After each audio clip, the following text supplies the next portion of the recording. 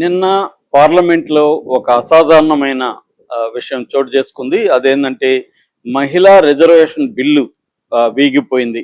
So ఇది ఒక రకంగా మహిళల ఆశల మీద, మహిళల పొలిటికల్ ఆకాంక్షల మీద నీళ్లు జల్లినట్టయింది. దీనికి కారణం ప్రతిపక్షాలని అధికార కూటమి దుమ్మెత్తిపోస్తుంది.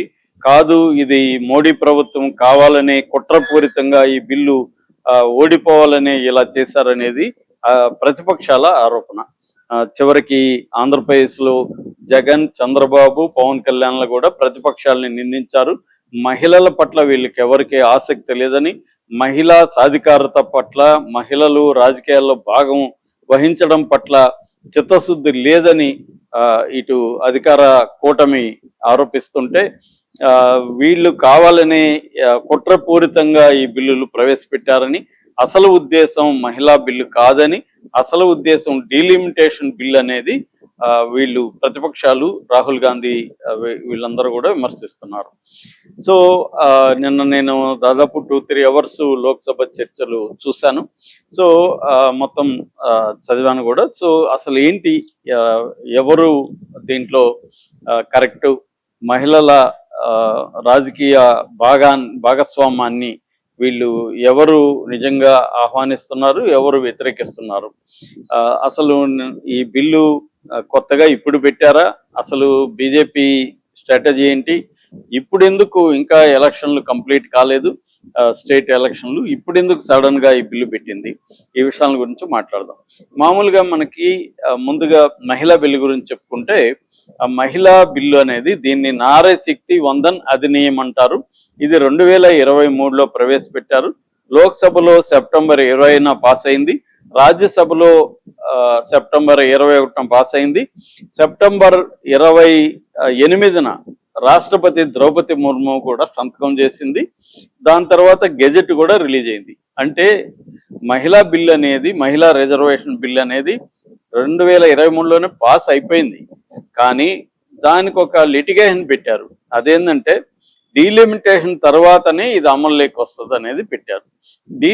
కాబట్టి మహిళా బిల్లు పాస్ అయినా కూడా అమల్లోకి ఎందుకు రాలేదంటే డీలిమిటేషన్ లింక్ పెట్టారు కాబట్టి. ఇప్పుడు డీలిమిటేషన్ అంటే ఏంటి అనేది చూసుకుంటే, డీలిమిటేషన్ అంటే ఇటు పార్లమెంటరీ నియోజకవర్గాలు, అసెంబ్లీ నియోజకవర్గాల పునర్విభజన.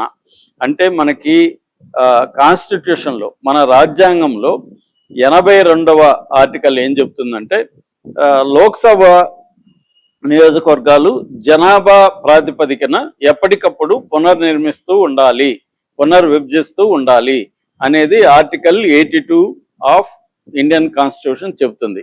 అట్లాగే ఆర్టికల్ 170 ఆఫ్ ఇండియన్ కాన్స్టిట్యూషన్ ఏం చెప్తుందంటే, రాష్ట్రాలకు సంబంధించిన అసెంబ్లీ కూడా ఎప్పటికప్పుడు పునర్విభజన జనాభా ప్రాతిపదిక చెయ్యాలి అని చెప్తుంది. ఈ ఆర్టికల్స్ ప్రకారం మన దేశంలో ఇప్పుడు 1952లో ఫస్ట్ ఈ నియోజకవర్గాల పునర్విభజన జరిగింది. దాని తర్వాత 63లో జరిగింది. దాని తర్వాత 1973లో జరిగింది. దాని తర్వాత 2002లో జరిగింది. అంటే 2001లో మనకి ఇండియా వైజు జనాభా సేకరణ జరిగింది, సెన్సస్ అంటారు, సెన్సస్ జరిగింది. ఆ తర్వాత 2011లో జరిగింది. కానీ 2011 నుంచి ఇప్పటి వరకు మన దేశంలో జనాభా గణన సేకరణ అనేది జరగలేదు, సెన్సస్ జరగలేదు.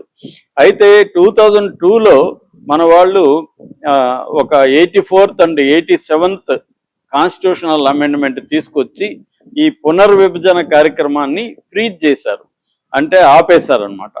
సో ఇప్పుడు 2026లో ఈ సెన్సస్ జరిగినాక పునర్విభజన చేయాలని అనుకున్నారు.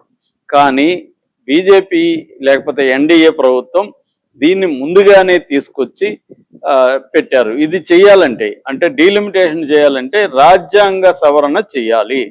మనకి మహిళా బిల్లుకు కూడా రాజ్యాంగ సవరణ చేశారు. అదేమో 106వ రాజ్యాంగ సవరణ, అది అయిపోయింది. రాజ్యాంగ సవరణ కూడా అయిపోయింది. ఏది 2023లో 106వ రాజ్యాంగ సవరణ కూడా అయిపోయింది. సో మహిళా బిల్లు పాస్ అయిపోయింది. దాన్ని ఎవరూ వ్యతిరేకించలేదు. మహిళా బిల్లుని కాంగ్రెస్తో సహా అందరూ సపోర్ట్ చేశారు, పాస్ అయిపోయింది. ఇప్పుడు డీలిమిటేషన్ అంటే 2026 జనాభా లెక్కల తర్వాత పెట్టాలి. ఇంకొకటి ఏంటంటే ఈ డీలిమిటేషన్ ఎందుకు వ్యతిరేకిస్తున్నారంటే ఇది జనాభా ప్రాతిపదికన పెడితే మన ప్రాబ్లం సౌత్ అండ్ నార్త్ మధ్య ప్రాబ్లం ఉంది. సౌత్లో జనాభాని కంట్రోల్ చేసుకున్నారు, పాపులేషన్ కంట్రోల్ అనేది స్ట్రిక్ట్గా అమలు చేశారు సౌత్లో. కానీ నార్త్లో అమలు చేయట్లా, వాళ్ళు విపరీతంగా కనుక్కుంటున్నారు బిడ్డల్ని. సో దానివల్ల అక్కడ పాపులేషన్ పెరిగింది, సౌత్లో పాపులేషన్ తగ్గింది.